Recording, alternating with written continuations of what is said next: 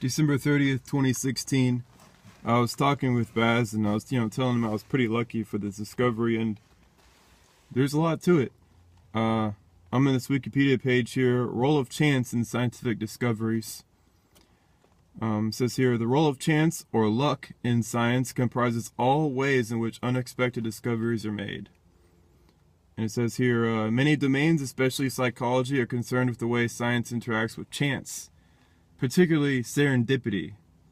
Accidents through sagacity are transformed into opportunity.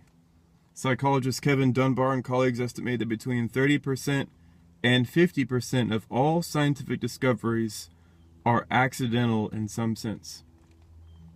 And that is completely correct, just thinking about it. There's no way I would have made this discovery without chance, without some sort of luck involved. No fucking way. Says here, psychologist Alan A. Baumeister says a scientist must be sagacious, attentive, and clever to benefit from an accident. This was a major accident. Dunbar quotes Louis Pasteur saying that chance favors only the prepared mind. And the prepared mind, Dunbar suggests, is one trained for observational rigor. And that rigor word they use a lot in academic circles is knowing what you're looking at. But that isn't exactly true in my case. Knowing what you're looking at prevents you from understanding what you're actually looking at. When you go to school and you put all these filters in your mind, stars are fusion reactors, stars always shine, stars are big, planets don't shine, planets aren't fusion reactors, planets aren't that big compared to stars. You put all those filters in your mind, so there's no way that an observation is going to allow you to make a discovery, especially if you classify it by you're being trained for observational rigor. That completely contradicts it. The truth is that you never know where a discovery is going to come up. It has nothing to do with whether or not you're rigorous with your observational techniques. On that note, it's a serendipity case, and the reason why I wanted to go over this is because I also found another idea that leads into that, sensory gating. When these academics, they go to school, they're trained to be focused, narrow-minded, and it's a process they develop in their brain over time. But before they got into their college degrees, before they got to PhD programs, they were trained to be incredibly narrow-minded when they were children, to censor out all the unnecessary information. I'll go ahead and read this out to you. Sensory gating describes the neurological processes of filtering out redundant or unnecessary stimuli in the brain from all possible environmental stimuli. Also referred to as the gating or filtering, sensory gating prevents an overload of irrelevant information in the higher cortical centers of the brain. The pulvinar nuclei of the thalamus play a major role in attention and filter out unnecessary information.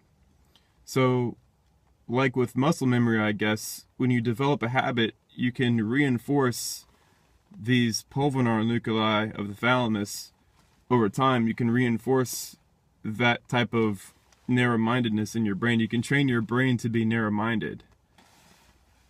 And that also leads into having attention here. I have a psychologytoday.com article.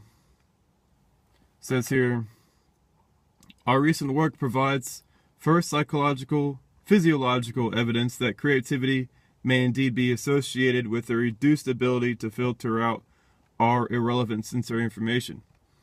So literally, what this means is that leaky attention may help people integrate ideas that are outside the focus of attention into the current information processing, leading to creative thinking. So essentially, for an academic to go into school to learn how this stuff supposedly works, to narrow their mind, it actually is preventing them from thinking creatively about the issues that come up. And as well, they place a lot of filters on their brain and then they do the observation. But it should be they do the observation and then they look at their filters to self-examine, if you will, their educations to make sure they're not missing anything, but that's not how it works. With creative thinking, you have to have some sort of attention that's going somewhere else at all times. And I get chewed out at work for this a lot because I'll, sometimes make mistakes. But it's not that I'm not focusing, it's just that my mind is in other places as well. I'm trying to connect the dots with everything that's happening in my life and with theory development while I'm working. So my attention is very limited in a sense. And I want people to realize that is that we demonize our ability to not pay attention. We demonize people who can't pay attention very well. We don't give enough thought to, hey, maybe there's a reason why they're not paying attention is because their brains are working differently. They're being creative. They have probably the ability to make discoveries like I have. Yet we want to push them into a little box and say, focus on this little narrow thing and don't step outside of your little box. But that's exactly what needs to happen. We need to allow people to think more creatively about these issues and not put them through these schools to where if they're so narrow-minded that they can't really come to grips with what's going on. They just lose focus altogether by focusing too much. It's kind of a double-edged sword. The more you learn, the less you really know, I guess. I don't know how else to word that. But, yeah, that's just a quick talk. But, yeah, just keep that in mind when you talk to people who are academics or you look at these supposed theories, realize that a lot of their brain is trained to process out what they consider to be irrelevant information. But it's not irrelevant. All the information you receive is relevant to something because it's nature. Everything is interconnected. Physics is connected to biology, to psychology, to astronomy. It's all connected. It's all nature. So to perceive that something's irrelevant is to lose what it means to connect nature and to make real scientific progress. All right, y'all, take it easy.